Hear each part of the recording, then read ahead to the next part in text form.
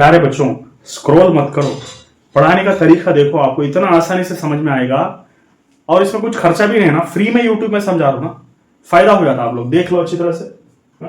अब यहां पर दो मिरर्स है M1 एंड M2। ओके, तो कॉन्सेप्ट यानी कि प्रॉब्लम जेई में 2019 का क्वेश्चन है। यहां पर अच्छी तरह से देख लो, एक लाइट रे जो है ना मिरर के पास आएगा, उसको टकराएगा, मगर जब आ रहा ना ये एग्जैक्टली इस मिरर को पैरेलली आ रही लाइन और जाने के बाद रिफ्लेक्ट हो रहा ना, फिर जब दूसरी मर्तबा रिफ्लेक्ट होके जाता लाइन, तो ये वाले मिरर को, ये वाला लाइन है ना, ये पहले वाले मिरर को पैरेलली जा रहा। इसका मतलब ये दोनों पैरेलल है और ये दोनों पैरेलल, ये भी पैरेलल है, ये भी पैरेलल है। इससे हमको क्या समझ में आ रहा, ये जो एंगल है ना वो कितना है पूछा, what is an angle between the two mirrors, ये पूछा।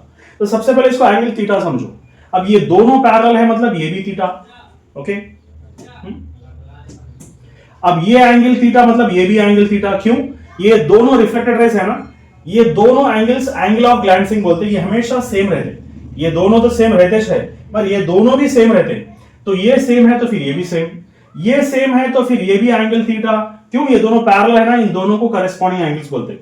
ये थीटा मतलब ये भी थीटा ना, क्योंकि ये दोनों ग्लैंसिंग एंगल्स है, ये दोनों और ये दोनों ग्लैंसिंग एंगल्स। अब देखो यहाँ पे तीनों के तीनों एंगल्स सेम है इन ए ट्रायंगल। इसका मतलब 3 theta is equal to 180 degrees. Angle sum property बोलते हैं, angles of the three in a triangle are going to be 180 degrees. Angle sum property. इसका मतलब थीटा क्या हो गया 180/3 which is nothing but 60 degrees. इतना आसानी से आप लोगों को एक्सप्लेन करो, समझ मेरी बात?